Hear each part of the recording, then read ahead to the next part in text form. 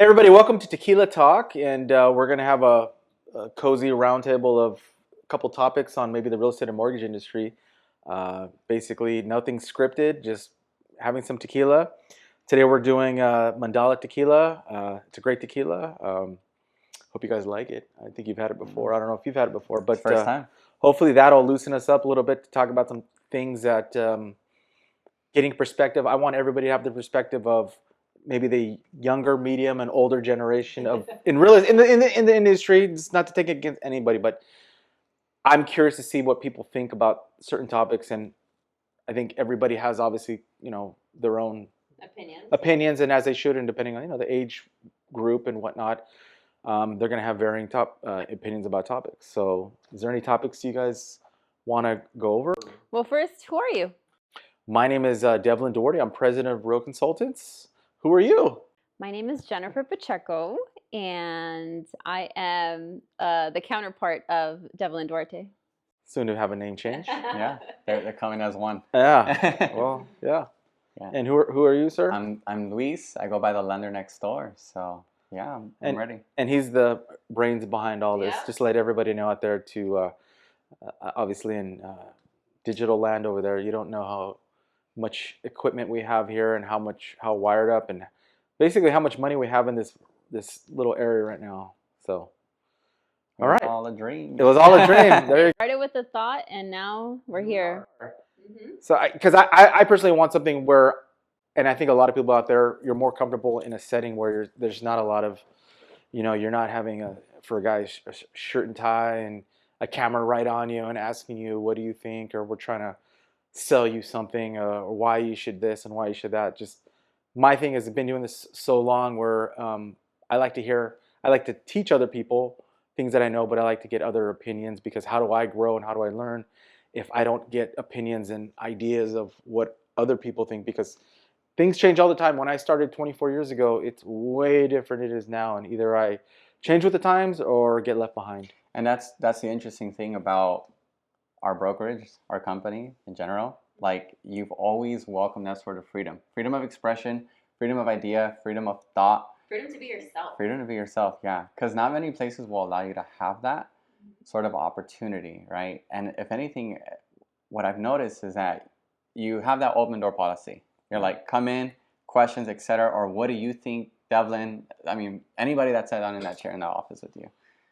And I think that is very helpful for anybody that's looking to get into the business. But not only that, just looking to even grow. You have so many veterans that might come into the door, but they're stagnant, they're stuck, Yeah. But you've always kept up with the times. Yeah. Something I love about him is that he's always open to new ideas. Like, he'll always hear you out. If you want to do something, he'll support you 1,000%. But he wants you to do it. Follow through with it. Make me red right now. I'm blushing. I'm blushing. It's true. And I've said this before in the past. When I first started years ago, remember my first office, I remember the owner would just walk right past me every day for that year I was there. And I'm like, dang. And it was a different time, but I just never understood why somebody just couldn't turn around and say hi or whatever. And I'm making them money. And I'm like, if I ever open up my own spot, I'm going to make sure I talk to everybody, because I feel like, we're all doing it together. They're working with me, not for me, or I was working with them. But it was a different time. And in terms of ideas, I really think just like any corporation, there's always people that have good ideas. I was a kid that sat in the back of the class. I had a lot of good things to say. I was afraid to raise my hand. I didn't want to say things because you never know, does it sound stupid or whatnot. But I think I want to give everybody their, if you have a good idea and it could help everybody, I'm going to do it. I'll just let me know, because if you don't say anything, then don't get mad if like, oh, well, why didn't we do this or why didn't we do that? I have to ask. I don't know. I have to ask. You said there was a different time back then. Did you ever wear the yellow cardigan? I started when it was a Century 21. I can't say what office. Actually, it doesn't even exist anymore. But the year before, I think they stopped wearing the little mustard colored jackets. So that's how old I am. Every time I hear that story from you, I always think of, have you ever seen the movie The Cat in the Hat? Yeah. You know how in the beginning there's like an intro, they're like all selling real estate and they're all wearing like you guys don't know, the struggle was real. As a matter of fact, when I started, the year prior was the MLS. Now is everything's online. You guys can search for houses. Before, it was in a book, and every week it would look like a phone book. Well, they showed me Yellow a Pages. Yellow Pages, and every week apparently they had to like update it, and the office would get sent the updated listings, and There's still floor time when you there started? was something called floor time. For you guys don't know I don't what even floor know what time that is is. you would go sit at the front desk, and the rationale was people would walk in and be like, "Oh, I want to buy something," and you're like, "Oh yeah, I'll help you out." You know, people would kill for it. I actually have still heard of that still happening to this day. Really? Yeah, I've heard it. I'm like, but how many people actually go into the brokerage now? Like that are casually looking. I feel like everything now from back then to now is all social media. Yeah. Everything. You guys have it easier But that way. But that's what I love about our brokerage though, because you have the option. Like you have like a home base, and that's always his thing. Like I want people to have a home base, you know? Well, because I think just like anything, everybody has to have a base to build on. Because if you keep moving around places, and I've been around people, 15, 20 offices they've been to, how do you build something if you keep moving around? Yeah. I'm here to help you guys because I really have the mentality of we work together. Like you don't work for me. You can go anytime you want. We work together, and all I can do is try to help you guys grow your business in a lot of places. And I think it's funny, and we can talk about this right now. Maybe is like the corporate real estate and mortgage companies that are out there. And what I find kind of funny is a lot of people want to get into this industry, real estate or loans, is because they're trying to get away from the corporate structure. But yet, when you come to, maybe you're looking and you're going, why are you going to these corporate places that are publicly traded? You're just going from one place to another. You want your freedom, right? Everybody's like, yeah, I want to be financially free. I want to have, My own schedule. My own schedule. But you go to these corporate offices, you're still under a corporation. And that's the interesting part. That's the interesting part about it, because everyone says the same thing. Oh, I'm tired of my 9 to 5. I'm tired of having my corporate stuff, corporate job, control of my time. But then they go to these corporate style structure brokerages, and then it's like, okay, well, if you want to be part of the team, you got to take on these leads that we're buying to give you, and you're going to get paid very little, and you have to pick up each of these leads, because if you're not answering your phone at these times while these leads are coming in, then you're not going to get these leads, and now you're out of business. And it's like it's just another rat race. And then you get reprimanded by the team lead. Yeah. And okay, so then are you really working for yourself? You never really own your masters. You don't have to. You're working for them, and that's the thing that people. And I don't want to say names, and I'm not hating on anything. It's just you guys really have to think what you're doing. These are publicly traded companies, meaning they have stockholders. They need to make money. You are working to build up that brand to where they can either, if they're not already fully public or whatever series of financing they're in, they're there to sell, to make money. All you are is a product. All you are is just building up that name, that brand.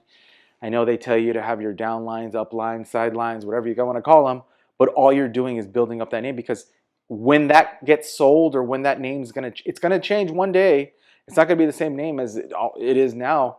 What are you building? It's just that name, that brand. It's that same little like MLM pyramid strategy. It's a pyramid. That's all it is. Straight That's up. all it is. I remember. And since we're airing this all out now, oh wow, this one we're gonna have to take one for this one, okay? So, I'm a sipper. All right. Since we're airing out the whole corporate scheme and all this stuff, MLM and cloud-based brokerages and all this stuff, you're never really owning your masters. That's what it comes down to. You never own your masters, especially if you're getting these leads. If you are not able to self-generate, and I am a firm believer in this because I've learned this from you. I learned this from you. If you are not able to self-generate during the good times or the hard times, you will never fully make it in any industry, whether it's good. It doesn't matter where you go.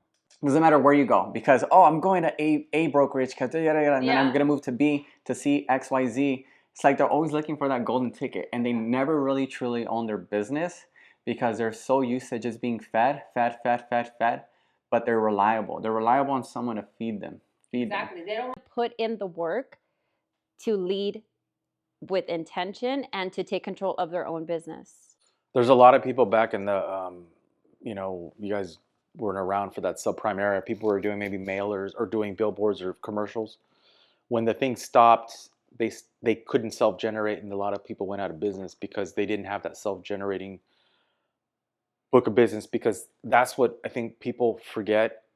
What makes us different in this industry, real estate and loans, is we are an industry of people. We're people persons. Mhm. It's relationship.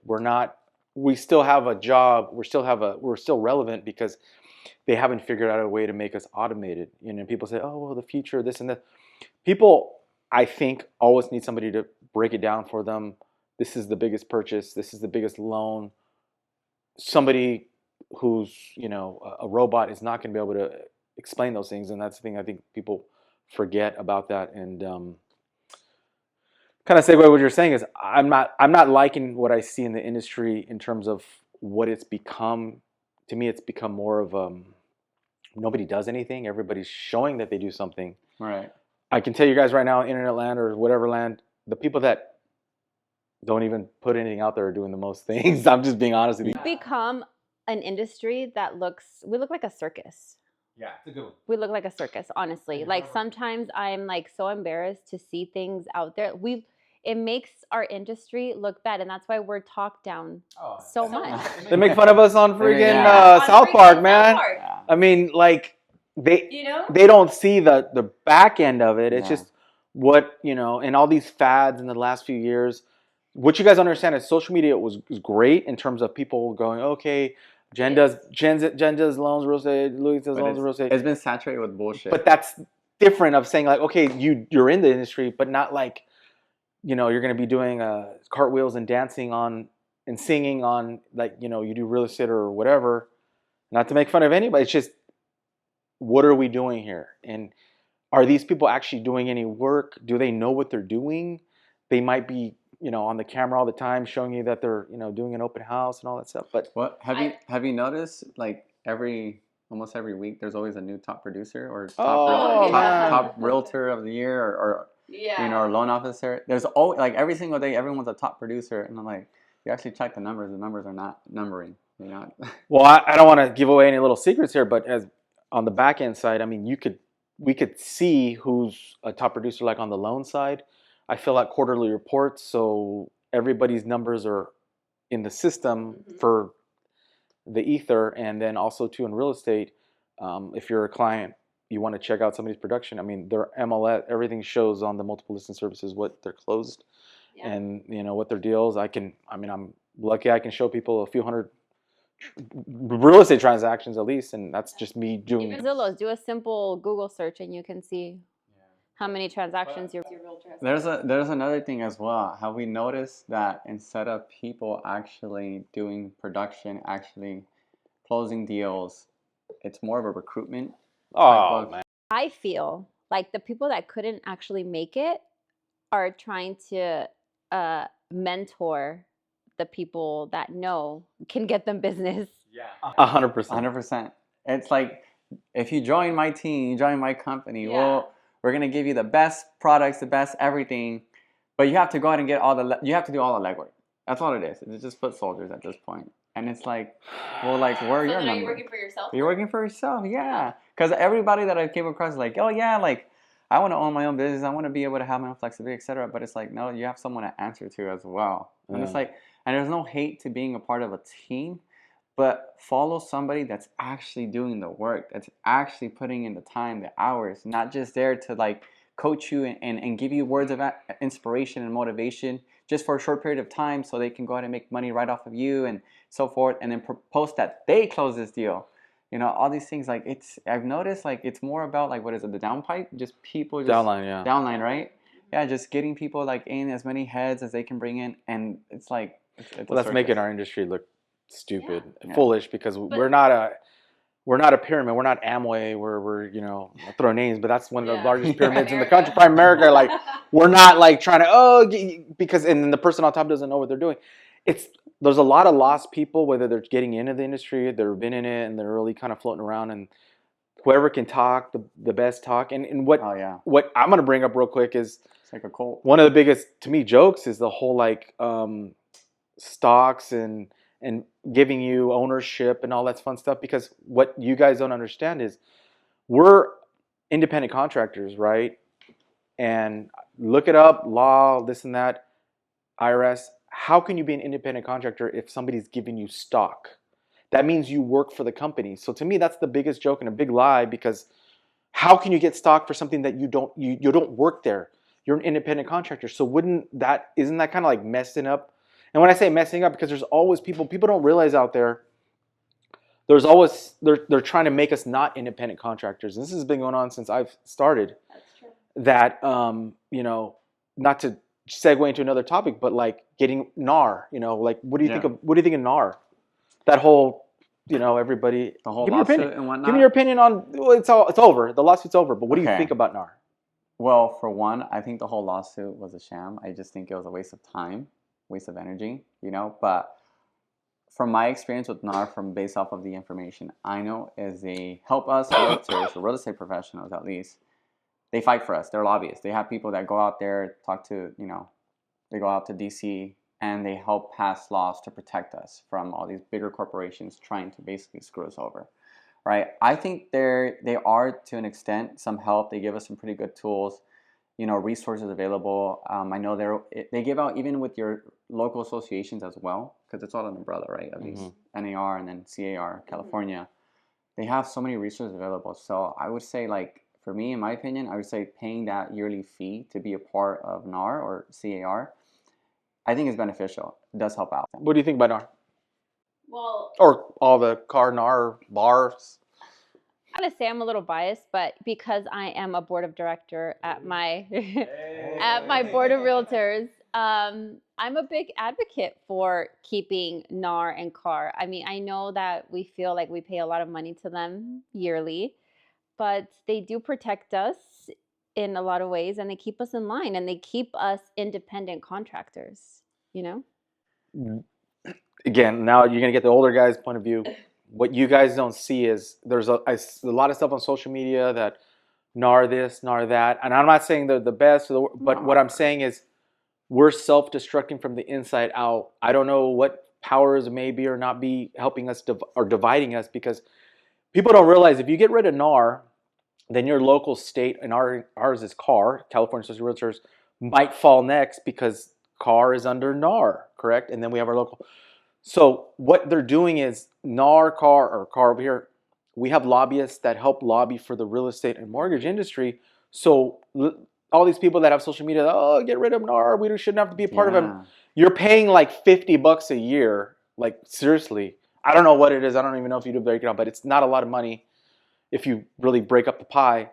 And there's all these entities out there like the IRS. They're trying to make us W-2 employees, guys. You guys don't understand. Every year, there's always something. They're trying to fight to make us W-2 employees. And not to pause to segue on that one, you guys being with these corporate companies, that might be the way that it's going. So we're all helping cannibalize ourselves, because CAR, NAR, all these things fight for us to keep us independent. Because that's what everybody that wanted to get in this industry was like, dude, I don't want to be corporate structure, this and this and this. Yeah. These people aren't seeing the big picture, like, dang, you know, whatever happened with, you know, NAR, yeah, maybe they rolled over this and that, but they knew it was going to, you know, they didn't want to fight, whatever. The point is you're going to get rid of that. Then what's better? What are we going to do? And then you have all these people starting, oh, we're going to start our own. And then you have these corporations, I don't want to name names, that are, oh, well, yeah, we shouldn't have that. Of course, because they have all this, they're going to have their own MLS. So then you're not going to be able to see those listings. Right. And then how is it going to make it better for the client when you're saying, oh, yeah, we shouldn't have all these things? Having the MLS was like the greatest thing, because it shows your client's properties out there unbiased. It's like, hey, this is what it is for sale. Does somebody want to buy it? Not having it closed where like you have to work for X company to see all those listings. Why? I really think that's what they're trying to do, make it a closed MLS. Well, I just feel like, I mean, look at it as a cost of doing business. Like, it's a cost of doing business. Lawyers, doctors, they're part of boards. They're part of something, because it makes you a credible person. You know, like, you can look us up. You literally, like, his probably fingerprints are all over, you know? Like, it keeps us in line, and it keeps us a profession. Like, that's what we want. We want to look like professionals, correct? Wild West, just out there, just exactly.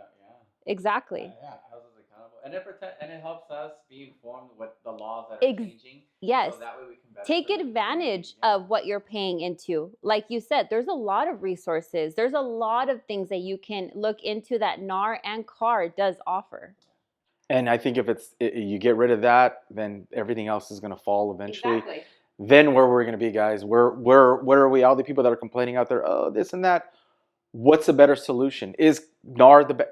Nothing is the best. We make it what it is. If things need, maybe they need to change, of course, but what else do we have? And then you're gonna get rid of it, and then we're all gonna become W-2 employees, and then everybody's gonna get out of the industry because it's not gonna make sense. So instead of complaining about it, why don't you get involved and try and be a change? I mean, that's what I did. And then, like Jen said, this is a cost of doing business, and I'm gonna say this from my point in management is, so many people don't look at what you do, real estate loans, as a business. It is a business. It's categorized as IRS as a business. You're able to write off all these things because you're a business. Put back into your business.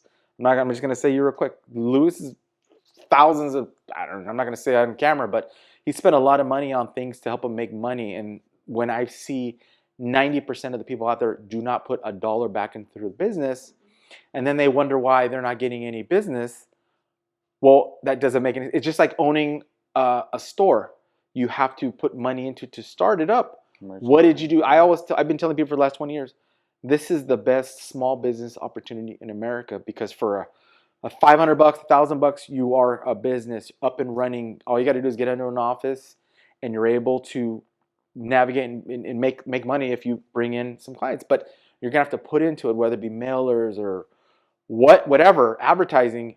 Because how are people gonna come? Give you? It's not just you sit there and go, I got my license. There you go, world. I'm gonna make some money, right? You're gonna have to put into it, because it is your business. And if you treat it like a business, you'll make money as a business. But if you just sit there and go, oh well, I got my license, I haven't put a dollar into my thing. What is the office gonna give me? What is that?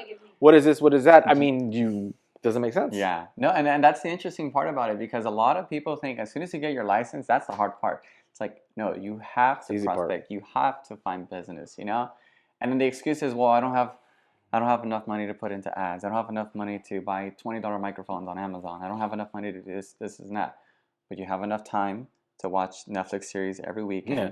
You have enough time to eat out every day or on the weekends. You have enough time to go ahead and sleep in. You have enough time to go out drinking at night, spending $200-$300 at the bar every single weekend, but you don't have 4 or 5 hours extra out of your day to put into your business, to put on in the weekends. A lot of people find so many reasons why they cannot succeed in this business, and a part of that has to do with the fact that everybody wants it easy. Everybody's looking for that golden ticket. That's why it's not surprising when I see people moving from brokerage here or brokerage there, brokerage, like they move like seasons, they just change, and it's hilarious. It's hilarious at this point, because people don't really realize the stuff that we do on the back end. They think it's all like, oh, we're gonna do a nice little dance, make it go viral, and then there we get paid. Like, it doesn't work that way. It does not work that way. Go ahead. Well, I was gonna say, going back, people that don't have the financial resources, to me, and are new, personally, should be part of a team that is active, not active just recruiting people. Okay, I'm just talking about two different things. Because if that doesn't make any sense. But if you want to get with a producing team that you can be a part of, where you can learn, make some money, and then once you start closing some deals, just like a business, save your money, and then you can start doing your own advertising, and then start doing your own, and maybe getting your own team. But you have to start somewhere, and that's a lot of people. They want to go from 0 to 60 and go, okay, I got my license, I should be rich because I saw somebody on TV, $1 million listing. That is not reality, guys. I'm telling you right now, that is like the unicorns, and they already have family that are rich, and they're rich, and they're like, oh, why don't you just get your real estate license, and we'll just refer you business because we own a construction company. And yeah, you're like, okay, Dad, or hey, Mom, okay, we'll do that. And that's not how it works for most of us. I want to segue how I started. I didn't start with a network of people. I didn't start with any money. I really scraped, and it was all referral business. I didn't have any family that gave me any business. I don't know how you started with. Well, I mean, I wasn't even supposed to be in real estate, to be honest with you. What were you supposed to be in? My dream was the corporate life. That's what I wanted to do. No.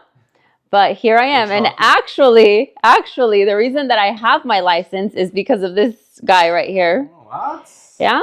He's like, no, you need to get your license. Like, this is not, what are you doing? So I did. Here I am 7 years later. I'm still standing. A lot of my business is referral business that I've built my business on clients sending me other clients. I would love to get into the social media world, but it's just, that's not who I am. Yeah. How did you get in? I got in an accident. I was talking to my uncle because, I was telling him I was having some issues at my last employer. And I had told him, I had always wanted to get into real estate. I know my grandpa did it some time ago. And I figured, I'm good at talking to people. And I figured, how different can it be from sales? I'm already doing sales as it is. And then, that's when he's like, well, talk to Devlin. I was talking to Devlin. I was telling him I was getting my licenses.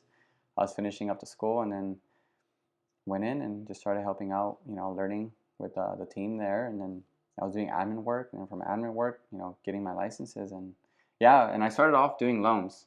I got my loan license and then started doing real estate after because, we do both.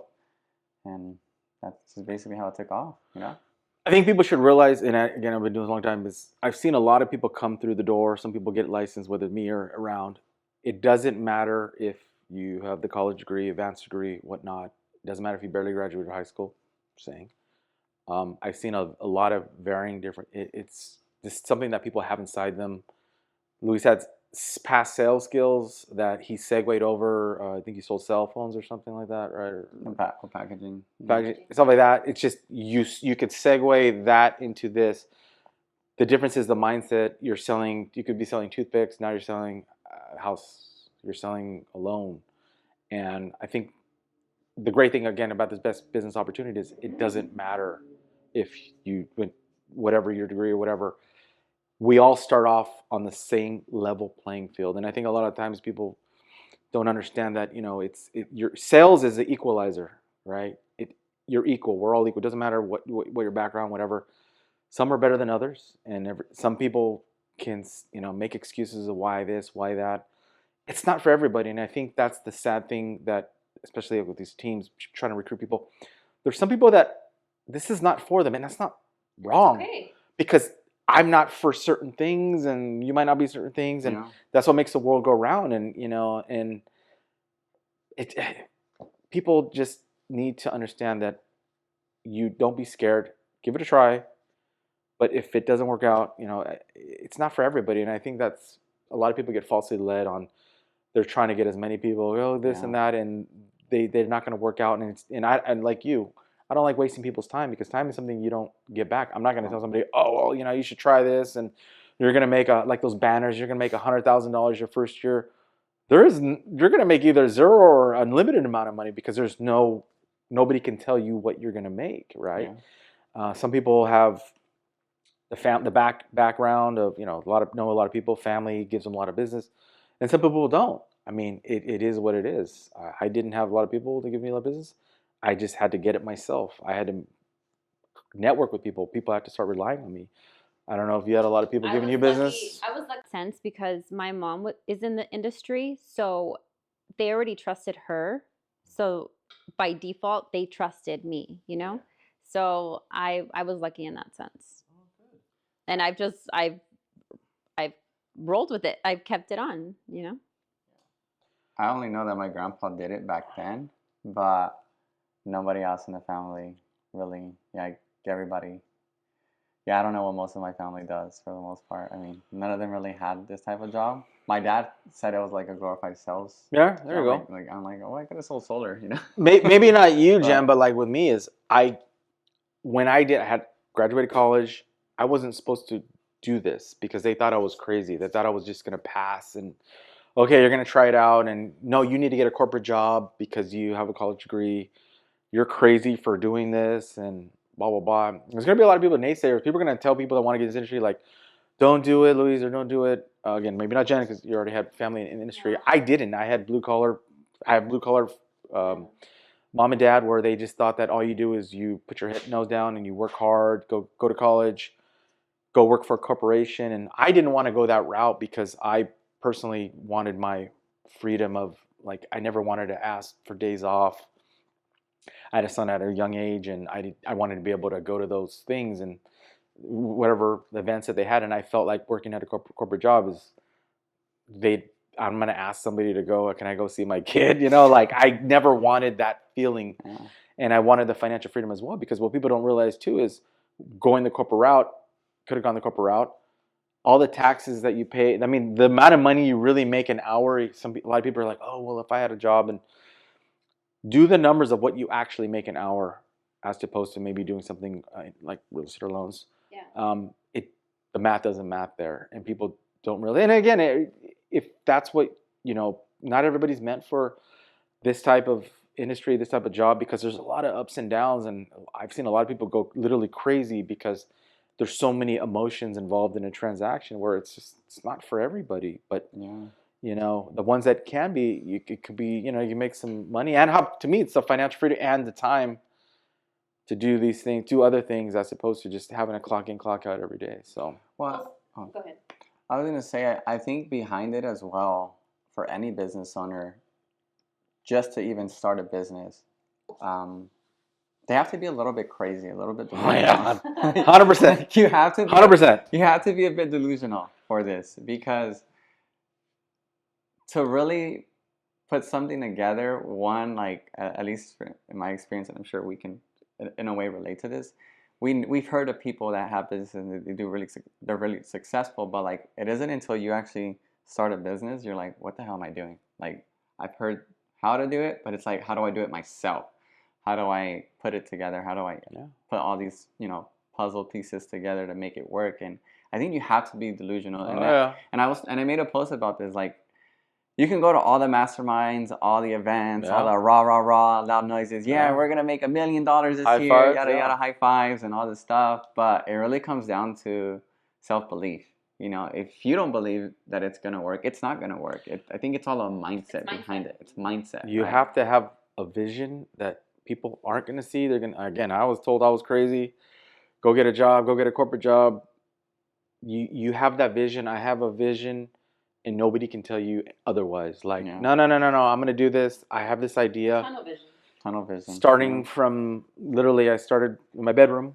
And nobody could understand, like, why is he doing this? Like, I have a vision. I had a vision. I still have vision of, things where I want to be. Things have obviously changed in the last years. But, my vision is for other people. I want other people to build their name, their brand, and that's going back to people going the corporate route of the real estate or loan company.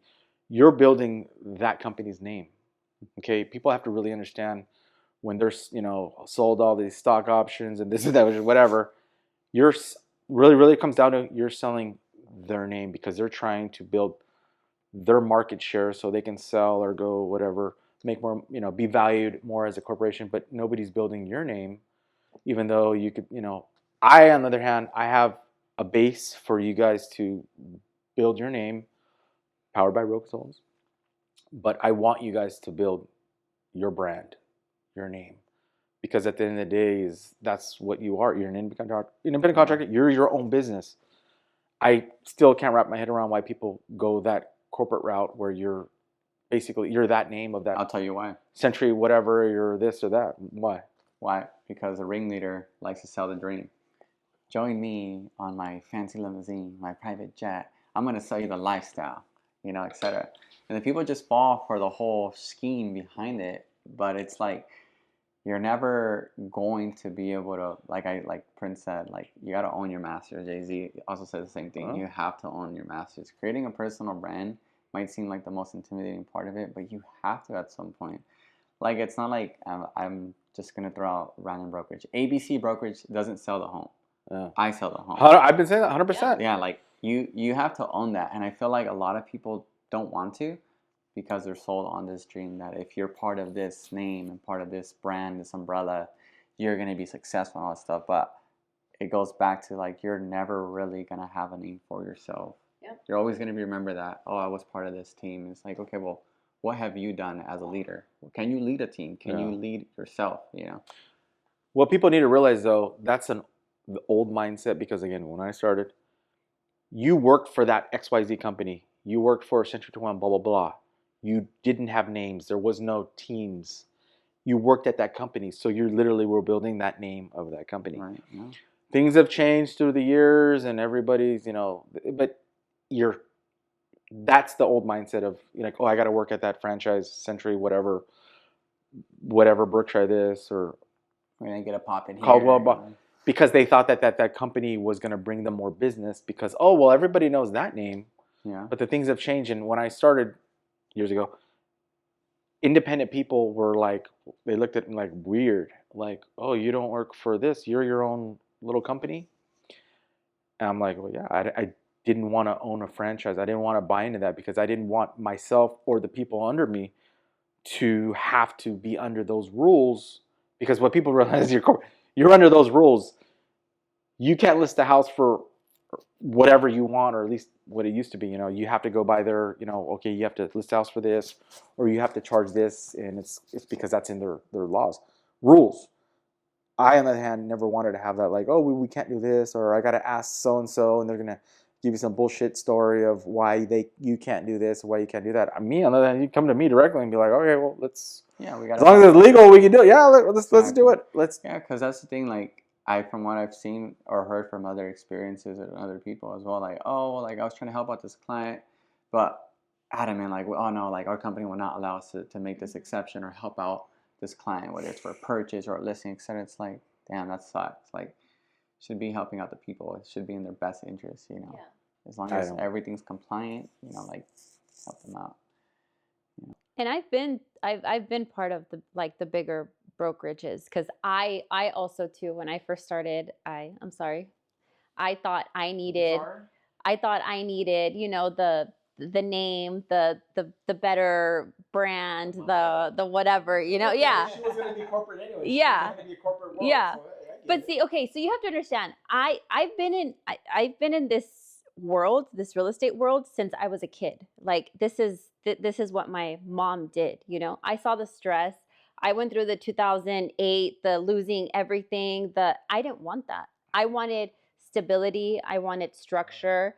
I was a single mom, so I wanted that, that paycheck every 2 weeks or whatever. And then when it all of a sudden was taken away from me, I had to pivot and I had to figure it out. And I haven't looked back since. It's given me the freedom to be with my kids at every single event, at every single moment in their lives. And I mean, thank you. Thank you for changing my life. Honestly. You're welcome. Would you like another drink? Oh, yeah. I want to bring something up real quickly, guys. What I find is terrible is when you have like these real estate offices that make you put listings under their name. Have you heard that before? Like you have to be under like that person's name. Oh yeah, even though you're still paying into your board and into you're still a realtor, but you have to put it under your.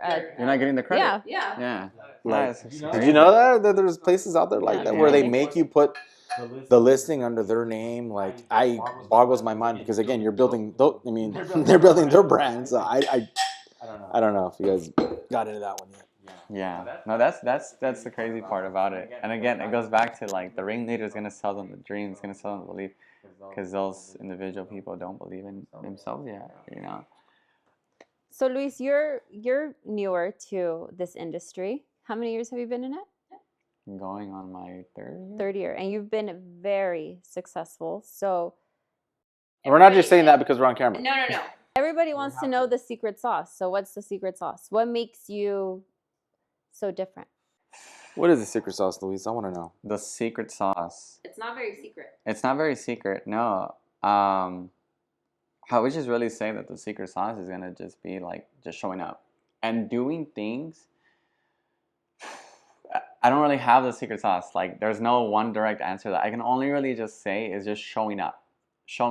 Always being a student to any sort of situation. Like, I don't talk about probate, but let's just say probate. I don't know very much about probate.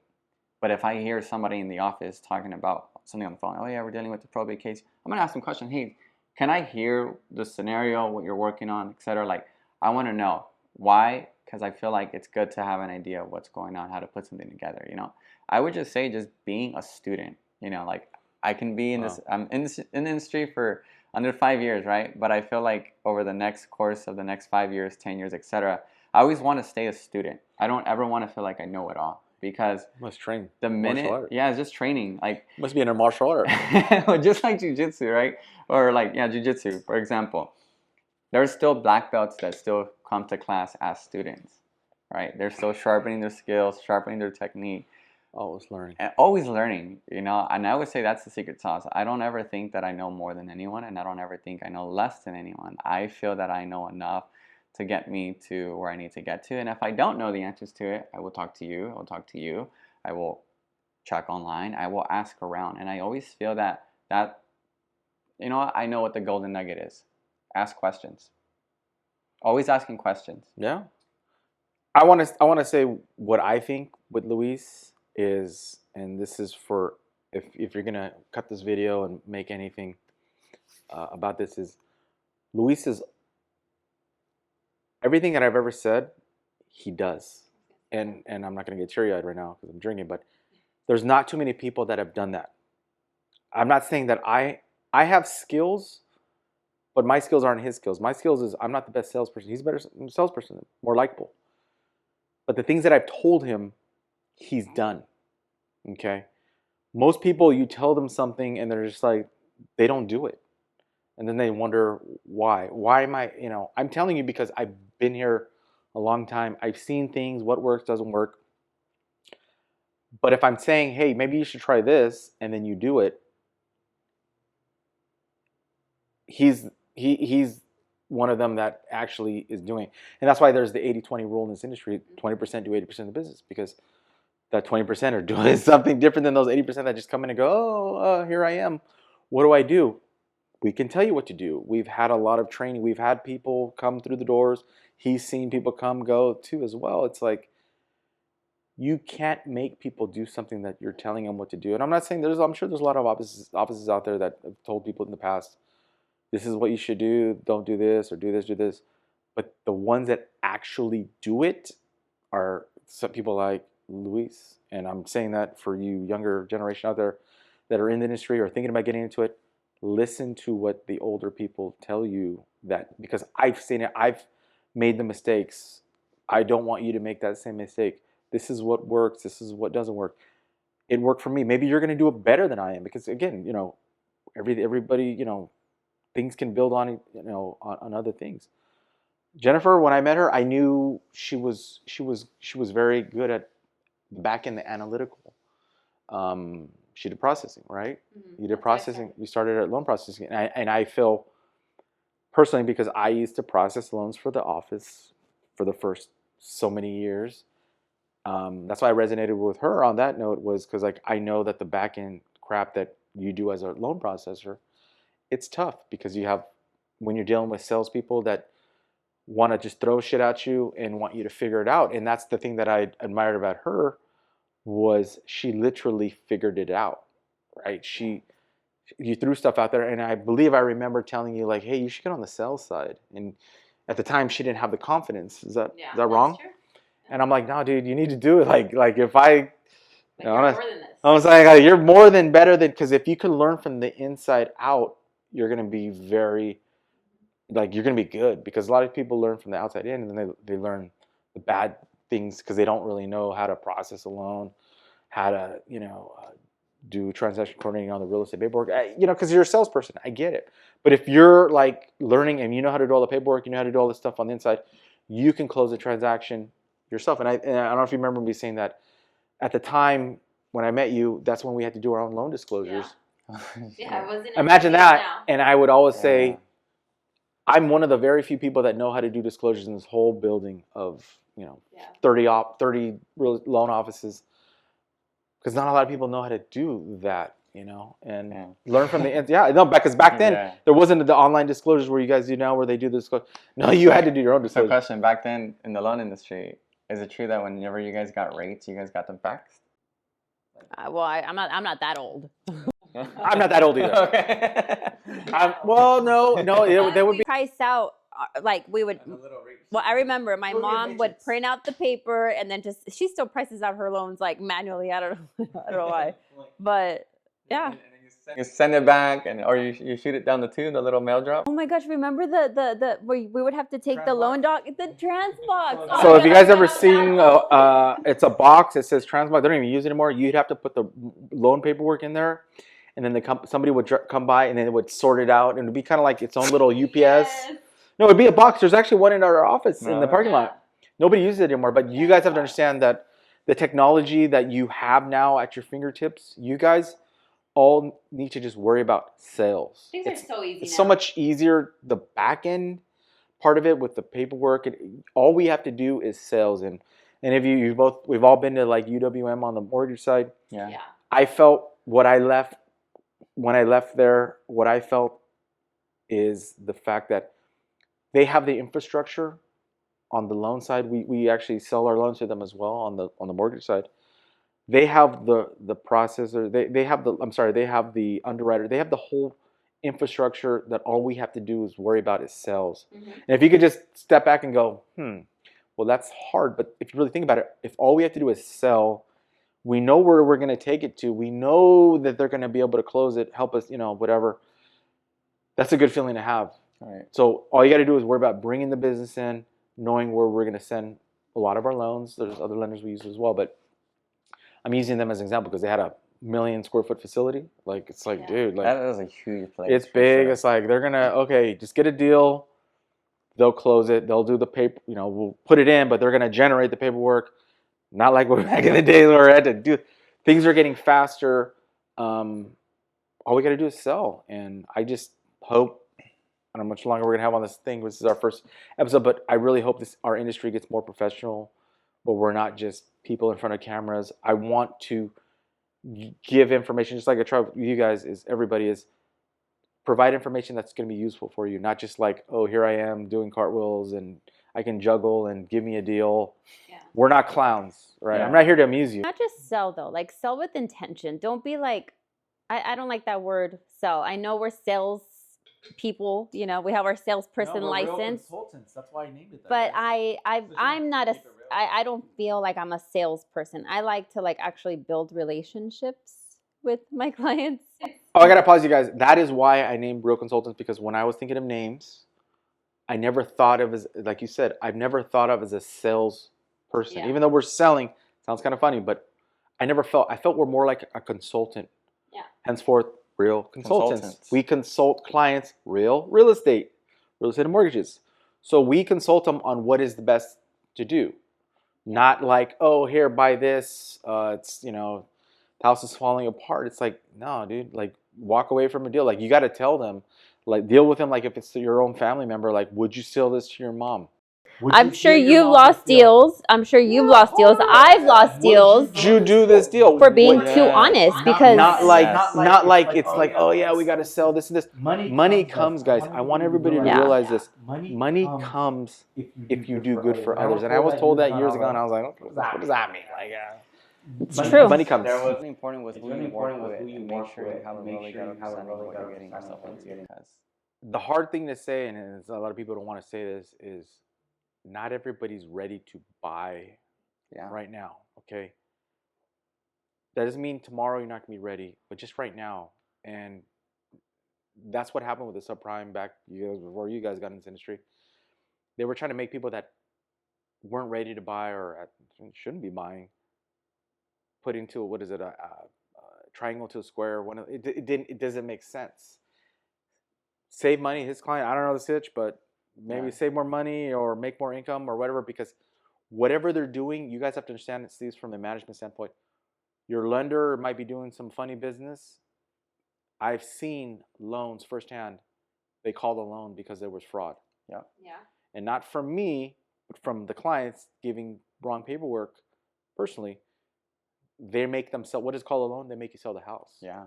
So, and don't go back. Oh, I didn't know. No, you knew what you were doing. You knew what you're doing. You knew. Now, if it was on the lender side, that'd be a different story. We'd get the police involved. But not everybody's ready right now, and that's the problem. Is everybody? We're all at different places in life. It took me a long time to buy my first house. It just, what was the average age? I don't know if you guys know what the average age is now. They say, I think 30. It's like 30. Oh, that's my age. You're just aging yourself right now. But not everybody's ready. So we all need to. That's exactly why I made this whole segment of the 3 types of buyers, right? Yeah. Like, if you haven't seen the video, you got to check it out on my Instagram already. But it's true. It is exactly true. And I don't know. I always tell people, like, proceed with caution, you know. And obviously, they didn't tell me the full details of it. They were like, oh, I don't know. You know, I'm like, you know, bro, you know. Yeah. You know? But that's between you and your people.